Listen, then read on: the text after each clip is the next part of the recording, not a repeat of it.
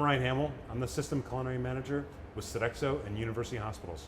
I'm Anthony Verona. I'm the Culinary Director with UH. Welcome everybody to Using Recipes, Culinary Foundations. Yeah, today we're going to talk about how we use recipes in our operations, some of the key components of it, different measuring devices that we use, different parts of the recipe, why recipes are important, some food safety components. Obviously, we're going to talk about mise en place, workspace efficiency, and then some of the equipment and measuring devices that we use along the way. Yep. We're going to be making a batch of meatloaf, which we use in our patient services menu and our retail operations, but really focus on the content here more than the item. Chef, what do you have today for us? So we're making a classic meatloaf. Again, as Ryan alluded to, the same recipe that we're using for our patient services and our retail applications. Simple recipe, what you see right here. Let's just go over the ingredients real quick. Some breadcrumbs, very traditional meatloaf, raw onion and mushrooms that we're gonna cook here in a little bit, some ketchup, some fresh thyme, some garlic, some pasteurized liquid eggs, a little salt and pepper, and some oil. We have our measuring utensils out here, and Chef Ryan's gonna talk a little bit more about the actual recipe, and I'm gonna start measuring and show you how to use a recipe. Yeah, sure. Chef, really quick, before we get into that, I see that you've got spoons, cups, Yep. you've got a glass, and then a scale. When do we use cups versus liquid versus dry versus the scale? Well, you're gonna use either weight or by volume, which would be, this would be by volume, okay? Right. So a cup. If the recipe says a cup, then you use a cup. If the recipe says a quarter cup, you use a quarter cup. If the recipe says 14 ounces, that's when you're gonna weigh it. So Okay. ounces, cups, teaspoons, things like that are measured by volume. If it has a weight notation, then you're gonna weigh the product. So this is the recipe that we're going to be using today. It's meatloaf, and we're going to blow this up a little bit bigger on the screen, but there's some pieces of the recipe that I want to run through. The first one being the formal name. This is traditional meatloaf. In the upper right-hand corner, you're going to see the FMS item number. That's so we can standardize this across the system. There's also the yield. For this, it's going to be 4 1/4 pounds, and portions, 34 2-ounce portions. Now, I know that our portion is 4 ounces in FMS for patients, so we're actually going to get 17 4-ounce portions out of this. It's also got a list of ingredients, and you're going to see a little I or an R next to this, and R is sub-recipes that we would prep in advance, such as vegetable broth or grilled chicken breast or something like that. There's no sub-recipes for this recipe, so we're just focused on ingredients. And then next to the ingredient, it's got a prep technique. For example, Chef Tony's going to get this going now, but we're going to be doing 2.5 teaspoons of canola oil. For the onions, mushroom, and garlic in this recipe, it notes diced and minced. So it's going to be 3.5 ounces by weight of yellow onions. So I'm going to talk to you a little bit about weighing. So right now I put this on the scale, okay? There's a thing called tare, T-A-R-E. What does that mean? That means it's measuring this bowl right now. Pretty common thing. So now it's measuring it at 2.3 ounces. Well, it's what, 3.5 ounces of 3.5 onions. ounces. So now we're gonna have, the measurement's gonna be off. So we hit the tare and it all goes to 0. So now we're gonna put 3.5 ounces of onions in here, which I've already had diced up. There's 3.5. We're gonna set that aside. And 2.5 ounces of diced mushrooms. 2.5 ounces of diced mushrooms. Perfect. And then 1.5 ounces by weight of fresh garlic. And 1.5 ounces by weight by fresh garlic. Now look, what happened? I just grabbed a different bowl. So now my tare is off because I was using this bowl before. So something I just grabbed, so I'm gonna hit tare again. Now we go to 0. What was it? 1.5 ounces. Perfect. 1.5 ounces. There's our measurements. Now we have our sauté items ready to go. And how much oil? 2.5 teaspoons, Chef. 2.5 teaspoons. So this is a teaspoon, pretty simple. 1, 2, and then a teaspoon is right here. And why is it important for us to follow these recipes? Yeah, that's a great question, Chef. It is important for several reasons. The first one being we run these recipes through our program called Health Touch. The nutrition information needs to be accurate because our patients get prescribed a diet, and we want to make sure that we have the right carb count, the right ingredients, the right nutrition information so that we're giving the patients nutritious food. Another reason is there could be some allergies, so we don't want to deviate from the recipe at all. If we were adding soy sauce to this recipe and a patient had a soy allergy, they wouldn't know it because it's not included in the ingredients. So we want to make sure that we don't deviate at all. Also, it gives us consistent taste. We've got 15 units across the system that we support. We want to make sure that the meatloaf at UHCMC tastes just as great as the meatloaf at St. John's Medical Center, so on and so forth. Costing's a big piece of this. I was just going to say that. Yeah, Huge piece. Yeah, we all have to work towards a budget, Yep. and making sure that we're using the right portions means that we're sticking to that budget. Just imagine if we charged, say, $5 for something, and we say it's at a 4-ounce portion, but then we decide to go, or somebody decides to serve a 10-ounce portion, and we're charging $5.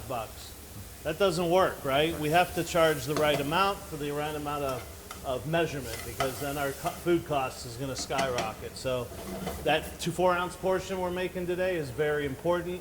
Again, serving a 6-ounce portion at a 4-ounce cost, not very profitable. Yeah, let's standardize it across the system, right? Also, predictable yield. We know exactly how many portions we should get out of that. We can forecast better in FMS, at least to get less waste, and we make sure that we're not throwing out food. Efficient procurement. Now we can tell our buyers, I need you to buy exactly 10 pounds of ground beef. That way we can make 35 portions of meatloaf. And then inventory control is another key component of this, just to make sure that we're not overstocking, we're not sitting on product, it's not going to waste on the shelf. Yep. So I'm sauteing the onions, but I'm, magic of TV, we're going to cut that off, set that aside. And what does the recipe say about doing to the onions once they're cooked, right? Yeah, once you finish cooking the onions, you want to cool them down below 40 very quickly. Chef, why is that important? We don't want to add hot ingredients to cold meat, right? Right. Especially if we're not going to cook this right away, Yeah. right? So imagine me adding hot onions to this beef that's 40 degrees. I just pulled it out of the refrigerator, and then we make it, form it, and then we throw it in the refrigerator for overnight, let's say, before we cook it. And that is hot enough to make this hot enough to where we don't get it down to 40 degrees, and then we have it where it's in the temperature danger zone for an extended period of time. Not good. So we cool this to 40. Everything's 40 degrees. The ketchup and the breadcrumbs might not be 40, but we are going to cook this right away. So that's important. Okay. Yeah, and we just want to maintain out of the temperature danger zone as much as we possibly can. That's just a key component, right? So, Chef, next thing we're going to do is we're going to combine that mixture with the beef and then add in the breadcrumbs, eggs, ketchup, salt, pepper, and thyme. All right, well, I'm going to put some gloves on, but I do want to tell you, you don't have to wear gloves, right? Why don't we have to wear gloves? Because you're going to wash your hands after you're done working with raw meat. Yep. This is not ready to eat food. This is Not going to ready be to cooked first. So we know the onions were already mixed. What's it tell us to do, Chef? So Add the onions? Yeah, add the onions. Okay. And then breadcrumbs, we want to add 5 ounces dry weight. All right, I put that on the scale. It's tared out, very important. Again, 5 ounces of dry weight. There we go. We're going to add that in. 5 ounces of eggs, cage-free, by weight. Very important that you see that. Sometimes you might see liquid eggs Yes. measured by volume, so keep an eye on that unit of measurement column. And typically liquids are done by volume, Correct. right? But in this case, you got to read it, 5 ounces. 5 ounces. We're going to add that in. We're going to do 3.5 ounces of ketchup by weight. Again, that's noted in the unit of measure. 3.5 ounces.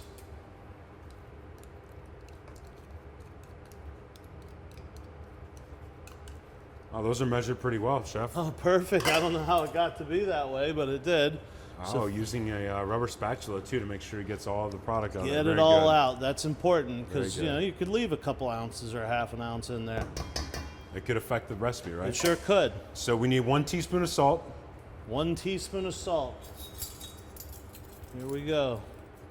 So that's a 1/4 teaspoon. You got to make sure I'm doing the right one. 1 teaspoon of salt.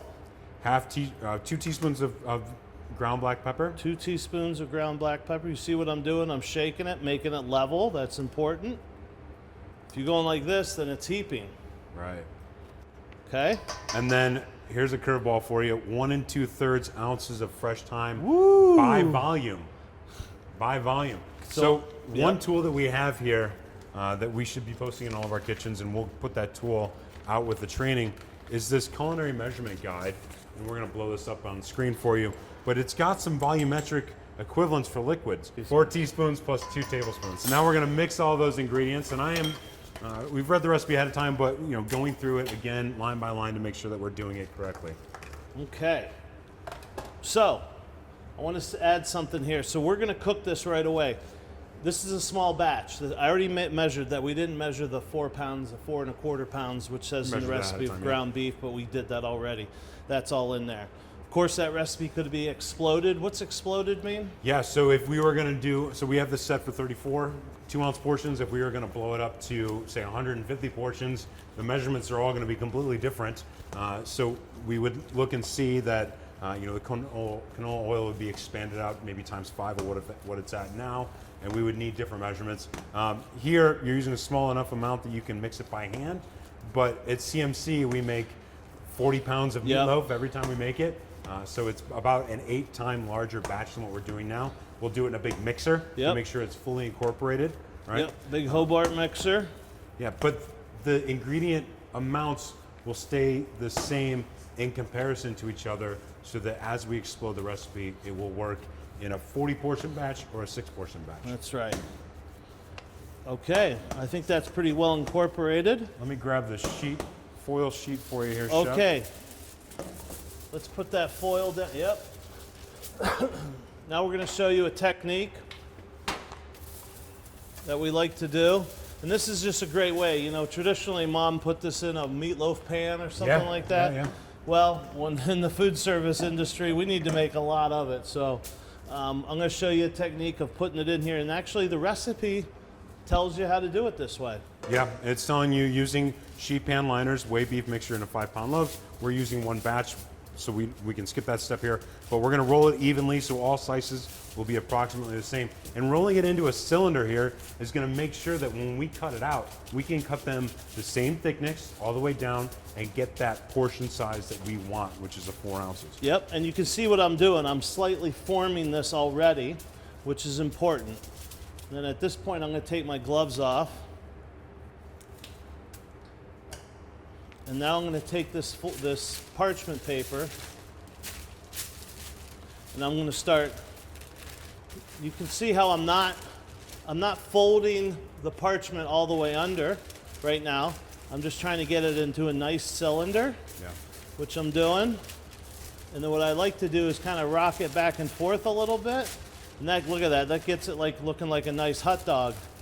I then see how I'm not tucking it all the way under, right there. Then I'm going to bring this back to me, make sure it's tight. Then I take this foil. I like everything to be kind of nice and tight. When I get down to here, I'm going to pinch it just a little bit. Roll it up, and you can see what I'm doing. And then I pinch. And what I like to do is do an opposite twist. One towards me, one away from me. And that tightens everything, packs it in, gets some of the air out, so that it's nice and perfect, beautiful round slices of meatloaf. Almost like making a sausage. Yeah. So as I'm doing, I'm pushing it in, and that's nice. I can feel the meat is nice and tight in there. Yeah. And then I'm going to tuck this end in, put this on my sheet tray. What's it say to bake it at, Chef? Yeah, Chef, we're going to bake this 350 degrees for about 45 to 50 minutes until our minimum internal temperature reaches 158 degrees. So one thing I want to call out here, 158 is all that's required for this dish. Typically when we have mixture dishes, when eggs are involved or a couple different things, it requires us to cook it above 165. But because we're using pasteurized eggs, 158, which is the cooking temperature for ground beef, is totally acceptable. We want to make sure that we hit 158 degrees for 15 seconds minimally. And then we're going to pull that out and we're going to cool it down quickly, right, to below 70 within 2 hours, and then below 40 in an additional 4 hours, and then document that on our cooling log. That's right.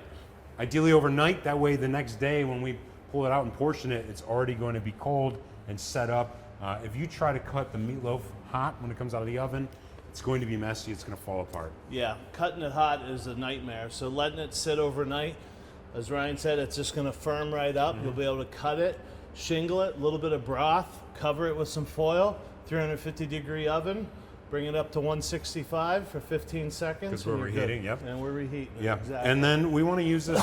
We've got shelf life. We want to use it within 3 days, or if we're going to hold it hot, we're going to serve it that day. And then it's also got a note here. Reheat quickly per HACCP to internal temperature 165 for 15 seconds. And all of that is listed down here in the preparation steps or the method of technique. Now recipes are. There's some recipes that are a little bit more a lot more involved, and as Ryan mentioned before, there's a lot of sub recipes, and I think we've all seen those recipes that might have 3 or 4 sub recipes that say do this. You know, something that might be lasagna, for example, would be a great recipe that has a ton of sub recipes. Might tell you to mix ricotta cheese with eggs and Parmesan cheese and parsley. There might be a tomato sauce recipe. There might be a white bechamel sauce recipe. Tons of separate recipes that are a little bit more complicated. This one is a pretty simple recipe, but something that that we make a lot. So that's why we chose the meatloaf recipe. Yeah, absolutely. So we've already cooked off some meatloaf. We've cooled it. We've sliced it. We're reheating it. And we're going to show you what the finished product looks like. If you make yours great, it should look just like this. Yeah, and I decided why not. I made a little bit of mashed potatoes just for a plate presentation here. And we're going to plate that up. You know, if this was a party of 4 or something, right? Yeah, a fun little little buffet. catering. Take some beautiful mashed potatoes that, actually Reggie made the mashed potatoes. Thank you, Reggie. But they're perfect. Real simple. Couple pieces of that beautiful meatloaf. You can see how well it holds together, right? Yeah, absolutely. That's from packing it tightly into the Yep. foil, right?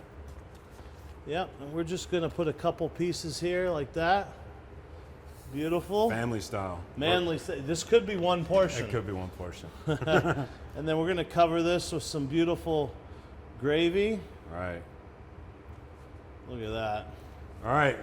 That looks awesome, Chef. Doesn't it though? Yeah, some sprigs of thyme for Kind of garnish. gild the lilies. Right. There's thyme in there. Right.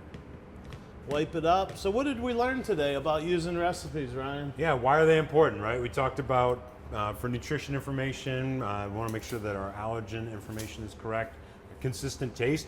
That meatloaf should look that way in every single operation that makes the meatloaf, right? Costing, predictable yield, want to make sure that we get the right amount of portions out of each batch. We're doing a lot of math behind the scenes in FMS to make sure that we're hitting those numbers. And then we forecast. We don't want to run out too early. We don't have too much left over, right? Efficient procurement, inventory control, make sure we're not spoiling on the shelf. We also talked about the different parts of the recipe, ingredients, sub-recipes, the method, how you might measure your ingredients. And Meats and Plus, Chef, what are some steps that you took to make sure you stayed organized here? You know, I had everything organized. I had it all out. I had my onions pre-chopped, or you buy them chopped. The mushrooms, you can't buy diced mushrooms, so we dice those up ourselves. We already had whole peeled garlic that we already grind up in bulk already. The ground beef is obviously thawed. That's important. We now buy 100% raw ground beef that's thawed, so it's ready to go. All my stuff was ready, and that's the most important thing. I'm not running back and forth. He's also not cutting while he's sauteing. Right. Yeah, you notice I have no cutting board. Yeah. It's because when we're cutting, we're using a cut-resistant glove. There's many things that you would have to change over in order to move through those steps. So complete your tasks one at a time. Yep. Do all your knife work, get all your liquids together, get all your salads together, make less trips, write out a shopping list so you know which ingredients you need to bring ahead. If you have something that's frozen, you need to thaw it. Make sure you thaw it yesterday, right? We're not thawing under running water. Yeah. We're staying organized and working ahead. We also talked about some of the measuring tools that we used. We used a couple different measuring tools. Yeah. Talked about how to tear out a scale. Yep. Talked about using measuring spoons, measuring cups, when to use a pitcher or a graduated pitcher. We use that for liquids, use measuring cups for solids, and weigh the things that are asked to be weighed in the recipe. We talked about some food safety. We cooked our meatloaf to 158 degrees. We cooled it very quickly through to get it through the temperature danger zone to make sure that it's safe to be served. Then we reheated it very quickly to 165 degrees. And that's how you use recipes. The last thing I'd like to say is that this video would be great to show in a huddle. Like if you can grab a computer or a TV or something, I mean, this is a 15, 18-minute video. I know it's probably a little bit long, but this would be great to show in a huddle. The other thing that's the most important thing is make sure you have accessible measuring tools. Make sure you have scales. Make sure you have measuring cups. Make sure you have measuring spoons readily available, because it's really difficult for an employee to follow the recipes and measure it precisely if they're searching around for stuff. So a great way to do it is have different stations, a couple different stations. You might have a rack with all the measuring things on it and a scale right there. You might have a pound scale, an ounce scale, but have it very readily accessible. When you do that and you emphasize the measurement guide, the culinary measurement guide that we're gonna send everybody, and you just emphasize it in all your huddles and talk about it, believe me, they'll follow the recipe, and the benefits are gonna come with your costing, your portion size, your taste, the nutritionals, the allergens, and everything. Using a recipe is actually one of the most important things that we do to making sure we make it right. Yeah, Chef, I do want to touch on one more thing. You kind of reminded me here. We also use scoops, ladles, and spoodles in the operation. And the spoodles and ladles have the volume measurement. It might be a 4-ounce ladle or a 2-ounce spoodle, but the scoops don't have a measurement on there. Yeah. It has a number on it, right? Number 8 or number 12 or number 20. And that number represents how many of those scoops are in 1 quart of volume measurement. So if it's a number 8 scoop, 4 of those scoops equal 32 ounces. So it's actually a 4-ounce scoop because it's or it's a number 8 scoop is a 4-ounce scoop. Yep. So there's a chart so, that's included there that will show you that. Or like a 16, a number 16 scoops, a 2-ounce volume scoop. There's 16 2-ounce scoops in a quart. So that actually is also included on the culinary measurement guide. If you don't have these posted in your kitchen, ask your chef. I need the tools to do my job safely. And you get these blown up really big, get them on your wall, have facilities put them up, and you'll be good to go. Thanks for joining us. We hope you learned something about using recipes. Thank you.